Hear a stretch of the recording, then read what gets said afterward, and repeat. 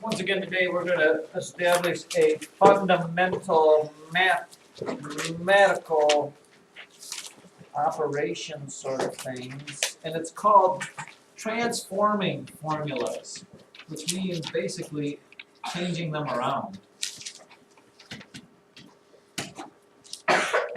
And an example of that would be in science. I'm sure that Mrs. Stone has taught you that distance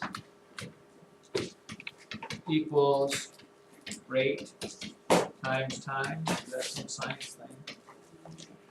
A lot of times we don't bother writing out the words. We actually write it as D equals RT, but that's what it stands for. In science and in math, you need to be able to manipulate this, because not always with the formula are you given the things that are on the right side or the left side. They sometimes, like for distance, maybe they'll give you the distance something goes and the rate it goes, and they'll ask you to find its time, or they'll give you the distance and the time and ask you to find its rate. So you need to be able to change these formulas to fit what you need. And in order to do that, you just have to follow those fundamental rules that we do with all equations. Okay? For example, if I wanted to find out what time equals here, you just say to yourself, okay, to get the letter T by itself, what do I need to do? I got to get rid of this R. Well, this is multiplication, so you do the opposite of multiplying by R, which is dividing by R. If you divide R by R, it goes away. And the other rule of equations is what you do to one side, you do to the other side. So I have to divide the other side by R. So time equals distance divided by rate. Or if you wanted to figure out what rate is, if I have D equals RT and I want to find out what rate is, I have to divide by time. So rate equals the distance you go over the time it took you to go there. If you went 200 miles and it did it in 5 hours, you were going 40 miles an hour. You can do that with any formula. What about the, well, how about this one? The Pythagorean theorem. If a squared plus b squared equals c squared. What if I asked you to solve that for the letter A? What does A equal? Well, to get A by itself, what do I need to get rid of first? Think about any other equation you do. Any other addition equation, the first thing you get rid of is, Elijah? And how do I get rid of a plusing b squared? Yeah, I subtract the b squared. So when I do that, I end up with a squared's left equals c squared minus b squared. I can't put them together because they're not like terms, they have different letters. Now I've solved it for a squared. How do I solve for the letter A though? Now, lest you've forgotten, because I believe we talked about this yesterday, remember yesterday when we had c squared equals 10, and I asked you what c equals? What did c equal, Jayden? What did c equals, Kara? Alright, let's go back. I start, what if c squared equaled 16? What did c equal? What number times what number gives you 16? Alright, well, which is 4 in this case. So this would be c equals the, well, guess what? If you have a squared equals c squared minus b squared, it's not pretty, but guess what a equals?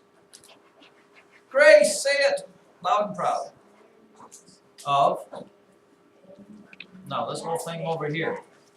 A then equals the square root of this whole thing right here, c squared minus b squared. Like I said, it's not pretty, but that's what it does equal. If you knew c and b, you could put it in that formula and try and find a. How about this one? The area of a circle. Area of a circle equals pi r squared. What if I asked you to solve this for r?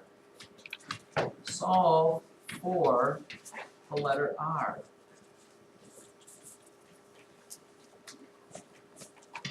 A equals pi r squared. First thing I would do is to get what? If I want the letter r to be by itself, I want to get rid of Riley. Pi. How do I get rid of pi? You divide it. I do, because it's multiplication. Pi times r squared, so you need to divide by pi and divide by pi. So now this is gone. I now have r squared equals the area divided by pi. Uh-oh, there's that rascal r squared again. Guess what r equals? Maybe we've made this deductive leap here, somebody. Keith? Square root. Exactly. R equals, again, it's not pretty, but that's exactly what it is. All right, over here. R equals the square root of a over pi. You really look like you know what you're doing when you do this sort of math stuff. Let me find another one. Oh, well, I guess I can't do that. What's another one? How about this one? If you had here's a triangle, and it's not a right triangle, whatever, but side A, side B, side C. I know that the perimeter of that triangle is A plus B plus C, right? Side A plus side B plus side C. If I asked you to solve this for B, solve for B, how would I take this formula and solve it for B? How would I get the letter B by itself? What would it be? What do I have to do? Open for suggestions here again. The rules don't change. Colquitt? Divide by. No, there's no multiplication here, so I'm not going to do any division. Subtract. Subtract what? A. And C. what?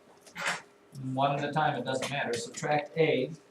So now I do that, I have P minus A equals B plus C. And now I have to subtract C, do the opposite of what it is. So it is P minus A minus C equals the letter B. Solve for B. Wow, that's kind of astonishing and amazing, right? How about one more? Area equals length times width. What if I asked you to solve that for W? What does W equal? What does W equal?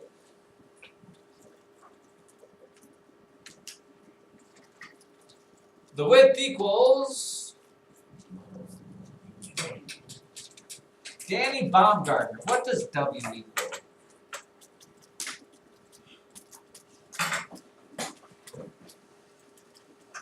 How do I get the letter W by itself, sir? W equals area I'm sorry, area what? What'd you say after that? divided Exactly. You have to divide by L to get rid of it. So you divide by L to get rid of it over there. W equals the area of something divided by its. Mr. Han, do you want a cereal? Oh, you're speaking my language there, sir.